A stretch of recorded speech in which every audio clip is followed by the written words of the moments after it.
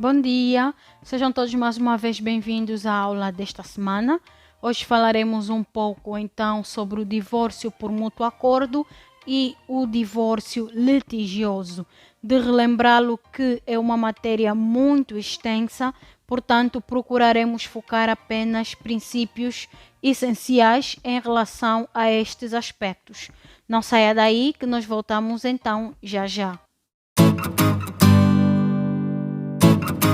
Já estamos de volta e vamos começar então a falar um pouco sobre divórcio por mútuo acordo. O divórcio por mútuo acordo então começa na secção 4ª, divórcio, subsecção 1ª, disposições gerais, e temos então o artigo 78 que fala sobre os fundamentos do divórcio e artigos seguintes a este, onde você poderá então encontrar todos os aspectos ou informações que precisa saber em relação ao divórcio por mútuo acordo. Como já frisei na introdução da aula, aqui focaremos somente alguns aspectos que pensamos serem os mais essenciais. Bem, aqui então no divórcio por mútuo acordo temos de verificar os pressupostos legais previstos no artigo 83 do Código de Família. Este artigo 83 diz-nos o seguinte: o divórcio por mútuo acordo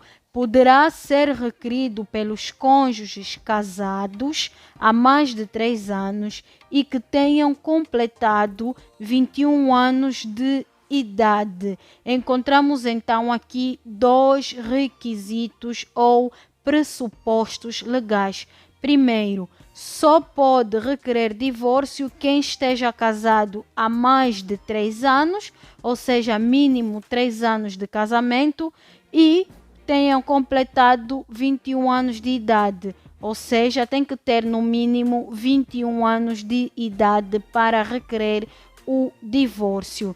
Aqui também no divórcio por mútuo acordo, os cônjuges devem acordar sobre a prestação de alimentos ao cônjuge que dele careça, ao exercício do poder paternal relativamente aos filhos menores e ao destino da casa de morada da família, de forma que os interesses dos próprios cônjuges e dos filhos fiquem devidamente acautelados.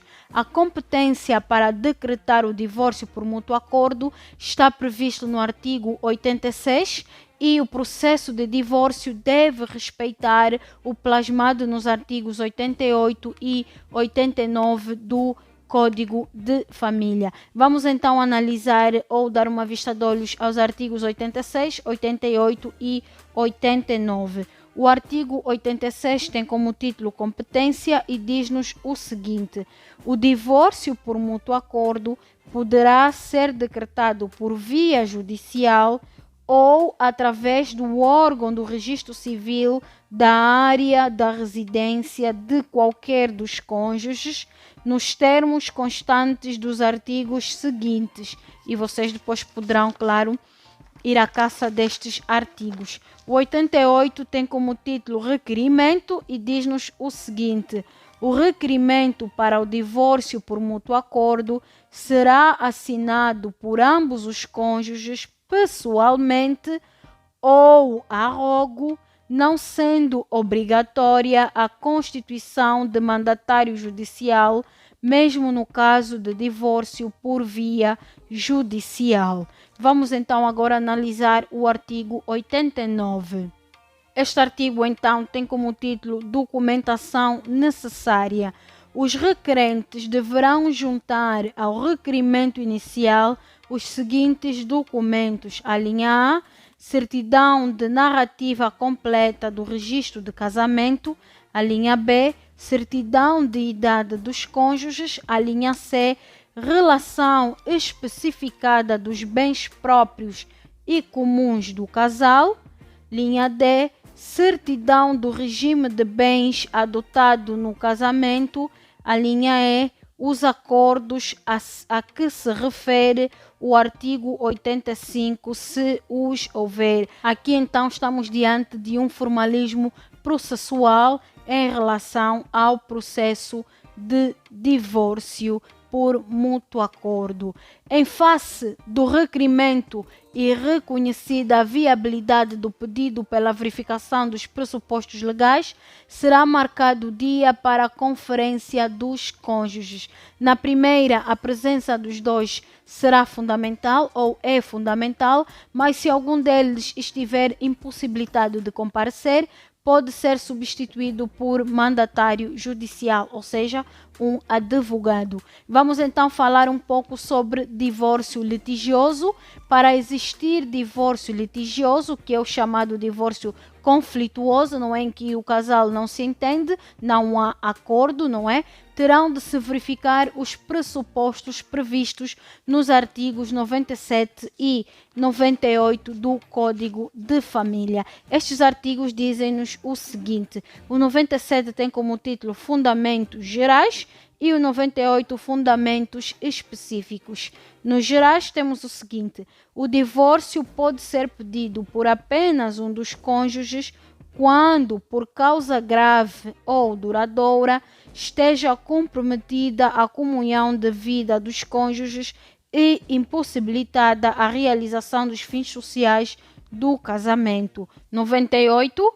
O divórcio pode ser pedido designadamente, a linha A, pela separação de facto por tempo superior a 3 anos, a linha B, pelo abandono do país por parte do outro cônjuge com o propósito de não regressar, a linha C, pela ausência sem que do ausente haja notícias por tempo não inferior a 3 anos, a linha D, pela alteração das faculdades mentais do outro cônjuge clinicamente verificada quando dure mais de 3 anos e pela sua gravidade comprometa a possibilidade de vida em comum. Então nós temos aqui as situações ou os pressupostos previstos pela lei em relação ao divórcio litigioso. Na apreciação da relevância dos fundamentos do divórcio, o tribunal deve ter em conta o grau de formação dos cônjuges,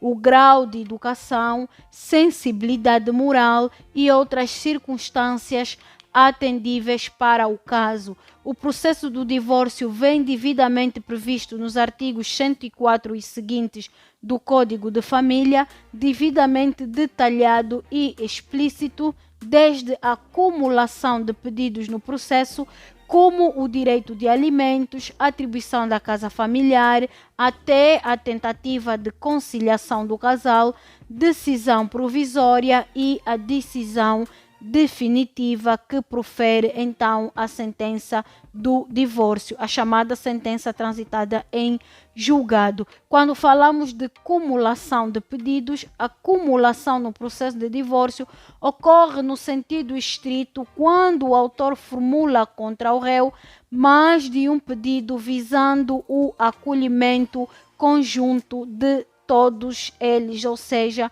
de todos os pedidos. O artigo 104 do Código de Família tem como título, então, Processo de Divórcio Litigioso.